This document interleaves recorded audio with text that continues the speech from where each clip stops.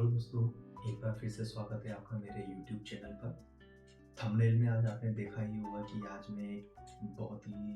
Important topic के ऊपर बात करने वाला हूँ। जैसा कि हम लोग देखते हैं कि स्वच्छ भारत का अभियान जो कि हमारी भारत सरकार ने एक अभियान रन किया था, जिसमें उन्होंने ये डिसाइड किया था कि हमें भारत को किस तरीके से क्लीन रखना है और किस तरीके से भारत का नाम आगे बढ़ाना है। तो इसी उद्देश्य के साथ मैं इस टॉपिक के ऊपर बात करना चाहता हूँ। तो जैसा कि हम लोगों ने देखा है कि कभी हम लोग फॉरेन कंट्रीज घूमने जाते हैं या कहीं आउट ऑफ इंडिया हम लोग निकलते हैं, तो हम लोग वहाँ पर देखते हैं कि वहाँ की रोड्स जो है बहुत ज़्यादा क्लीन होती हैं। लेकिन ऐसा अगर हम लोग कंपैरिजन करते हैं अगर भारत से, तो हम लोग देखते हैं कि भारत में उस कंपैरेटिवली जो कचरा होता है वो इधर उधर बहुत ज़्यादा फैला होता है। तो उसी को ध्यान में रखते हुए भारत सरकार ने एक अभियान की शुरुआत की थी। लेकिन इसमें मैं ये चाहूँगा कि इसमें सिर्फ भारत सरकार ही अपना योगदान ना दे और सिर्फ गवर्नमेंट की ही एक्सपेक्टेशन नहीं होनी चाहिए कि सिर्फ गवर्नमेंट ही भारत को क्लीन रखे। बाकी हर एक उस व्यक्ति की एक आदत और एक उत्साह होना चाहिए कि उस खुद व्यक्ति के अंदर ये फील आना चाहिए कि हाँ, मैं भारत का एक नागरिक हूँ और मैं भारत के लिए जीता हूँ। तो जैसे हम लोग कभी-कभी देखते हैं कि कभी-कभी इधर-उधर गंदगी हमने कुछ थैली में से अगर कुछ लिया, प्लास्टिक का बैग हम यूज़ कर रहे हैं या कोई भी हम लोगों ने जैसे फ्रूट्स खाए या कुछ भी ऐसी चीज़ जो कि हम लोग जिसके ऊपर चीज़ रखते हैं और खाते हैं, तो उसको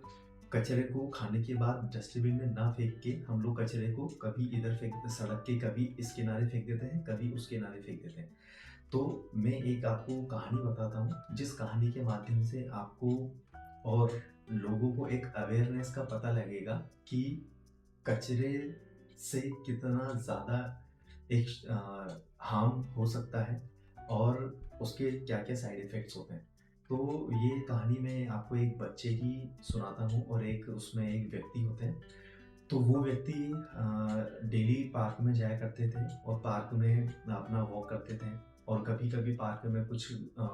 खाया या कुछ ले लिया करते थे। तो उसका जो कचरा होता है, वो कचरा वो हमेशा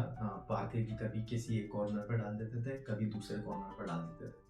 तो वहाँ पार्क में खेलने वाले कुछ बच्चे होते हैं, तो वो बच्चे डेली उन व्यक्ति को इस तरीके से कचरा कभी गार्डन के एक कोने पर डालते हुए देखते हैं, कभी दूसरे कॉर्नर पर डालते हुए देखते हैं। तो उनमें से एक बच्चा जो होता है, वो उन व्यक्ति को एक दिन वो व्यक्ति कुछ खा रहे होते हैं और खा के उसका कचरा जो है वो बाहर फेंक देते हैं। तो वो एक बच्चा जो पार्क में खेल रहा होता है, वो उन व्यक्ति के पास आता है और उनको बोलता है कि अंकल, आपने ये कचरा पार्क में क्यों फेंका है? तो अंकल उसको रिप्लाई देते हैं कि बेटा, इससे क्या होगा? कुछ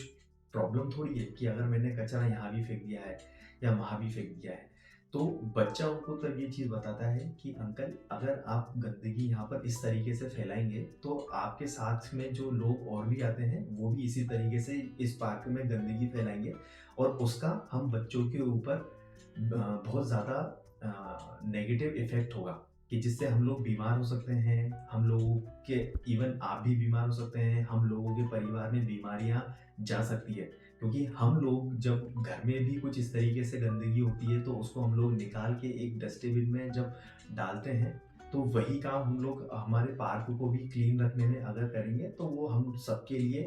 एक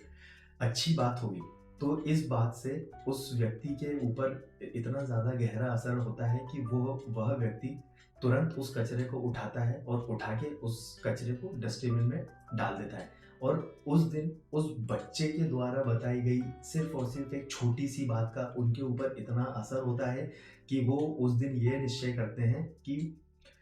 ज़िंदगी में चाहे कुछ भी हो जाए, कचरे को मुझे डस्टबिन में ही रखना है। तो इस कहानी के माध्यम से मैं आपको यही बताना चाहता था कि कुछ छोटी-सी आदत भी आपको कितना बड़ा बना सकती है और जिस तरीके से हम लोग हमारे घरों में कचरे की अलग-अलग बाल्टीज़ रखते हैं कि जैसे कुछ अगर गीला कचरा है तो उसको एक अलग डस्टबिन में रखते हैं और कुछ अगर सूखा कचरा है तो उसको एक दूसरी डस्टबिन में रखते हैं। उसी तरीके से हमें इन चीज़ों का भी ध्यान रखना चाहिए कि अगर हम लोग कहीं पर गंदगी फैला रहे हैं तो वो गंदगी हमारे देश के लिए ही, हमारे आसपास के माहौल के लिए, एनवायरनमेंट के लिए ही बहुत ज़्यादा हानिकारक है। तो हमें गंदगी को एक जगह पर रखना चाहिए, क्योंकि हम लोग देखते हैं कि भारत सरकार ने इतना अच्छा अभियान चलाया है जिसमें उन्होंने हर जगह पर, चाहे आप पेट्रोल पंप्स देखेंगे, चाहे आप छोटे पार्क देखेंगे, चाहे आप कोई भी पब्लिक प्लेसेस देखेंगे, वहाँ पर कचरा डालने के लिए एक अलग से ही डस्टबिन लगाया हुआ होता है। तो अगर हम लोग खुद से ये रिस्पॉन्सिबिलिटी लेते हैं कि अगर जो भी कचरा हमें हमारे थ्रू सड़कों पर फेंका हुआ जाता है तो उसको सड़कों पे ना फेंक कर अगर उस कचरे को हम लोग डस्टबिन में अगर डाल देते हैं तो इससे हम लोग देश के लिए कितना अच्छा काम कर रहे हैं। तो दोस्तों, इस वीडियो के माध्यम से मैं आपको यही बताना चाहता हूँ कि कुछ छोटी छोटी चीज़ें भी अगर हम अपने जीवन में उतारते हैं तो उससे हम लोग कितने महान बन सकते हैं, इसकी कल्पना करना मुमकिन नहीं है। तो बस यही मेरा उद्देश्य था इस वीडियो को बनाने का कि आप भी आज से ही खड़े हों, और अगर आप अपने आसपास कुछ इस तरीके से गंदगी देखते हैं या कुछ व्यक्तियों को देखते हैं जो इस तरीके से कचरा फैलाते हैं, तो उनसे एक बार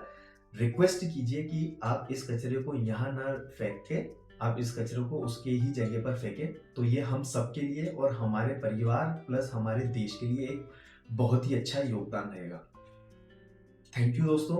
अगर आपको मेरा यह वीडियो पसंद आया हो तो इस वीडियो को आप जरूर लाइक कीजिएगा, और अगर आप लोगों को ये चैनल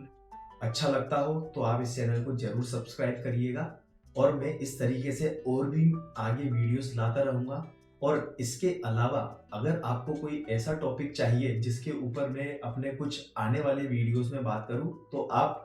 वो टॉपिक का नाम मेरे कमेंट बॉक्स में भी लिख सकते हैं और मैं ज़रूर उस टॉपिक के ऊपर बात करूंगा। Thank you.